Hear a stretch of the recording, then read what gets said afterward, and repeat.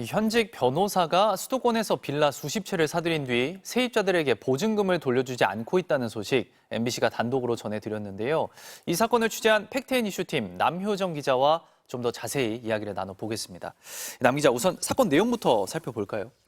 네, 이 사건은 부동산 도산 전문 변호사인 조모 씨가 2021년 부동산 투자개발 법인 두 곳을 세우면서 시작됩니다. 네. 이 조 씨의 법인은 수도권 곳곳에서 경매에 나온 빌라들을 대거 시세보다 싼 값에 낙찰받았습니다. 그 빌라들은 일부 리모델링을 한 뒤에 매입가와 비슷하거나 더 비싼 가격으로 대부분 전세 계약이 맺어졌습니다. 이 전형적인 깡통 전세죠. 네. 그런데 2년이 흐르고 계약 기간이 끝나가면서 문제가 벌어지기 시작합니다. 조 씨가 법인을 통해 수도권에서 사들인 빌라는 지금까지 확인된 것만 50채가 넘는데요. 이 가운데 계약 기간이 끝나고도 보증금을 돌려받지 못한 피해자가 현재 17세대가 넘습니다. 네.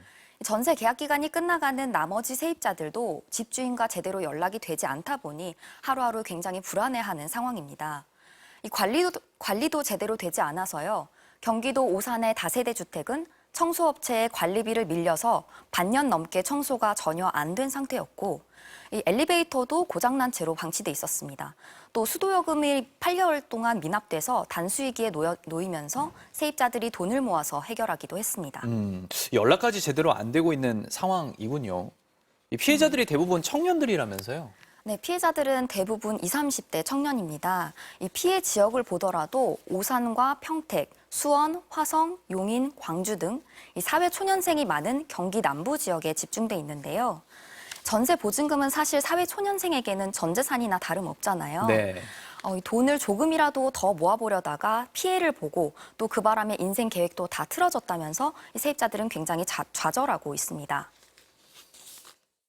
투자 이런 거에서 제 몸으로 다 뛰어서 그냥 그런 목표를 채우기 위해서 이제 열심히 이제 살아왔는데 한순간에 이렇게 무너진 느낌을 받아서 여기서 전세로 한 번 더 살고 이제 결혼해서 이 보증금을 미천 삼아 이제 결혼을 할 계획이 있었는데 참 안타깝습니다. 남 기자가 이 변호사를 만났죠. 뭐라고 하던가요?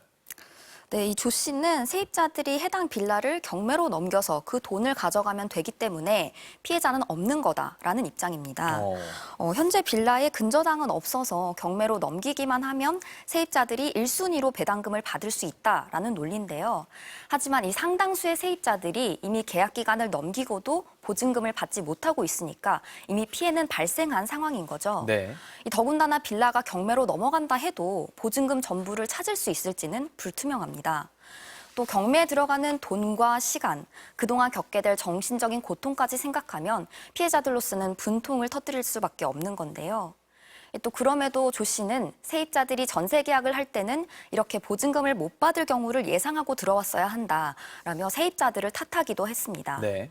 그러면서 자신은 고의로 피해를 입히려고 한 적은 없었고 단지 세입자들의 보증금으로 투자를 더 하고 수익을 내려 했을 뿐이다라고 말하는데요. 사회적으로 전세 사기나 깡통 전세에 대한 경각심이 높아지다 보니 생각대로 사업이 풀리지 않아서 자금이 부족해졌다는 겁니다. 그러면서 시간이 지나면 자연스럽게 해결될 거라면서 세입자들이 좀 기다려줬으면 좋겠다라고 말했습니다. 좀 지나면 그리고 이자가 좀 내려가면 이제 그런 가치들이 올라서 해결이 될 수 있다고 생각을 하거든요. 저는 이게 오래 갈 거라고 생각은 하진 않아요. 이 현직 변호사라는 점에서 더 큰 충격을 줬던 것 같은데 심지어 부동산 전문 변호사군요. 그렇죠. 이 변호사협회에서는 어떤 움직임이 없습니까? 네, 사실 조 씨는 이전에도 대한변호사협회로부터 여러 차례 징계를 받은 사실이 확인됐습니다. 이미 징계를 받았거나 진행되고 있는 게 저희가 확인한 것만 5차례였는데요. 네. 징계 내용을 보면요. 변호 의뢰인과 말다툼을 하다가 폭행하고 또 휴대전화를 부순 사례가 있었고요. 또 돈을 받고 변호사 명의를 빌려주거나 의뢰인에게 돌려줘야 할 예탁금을 주지 않은 적도 있었습니다.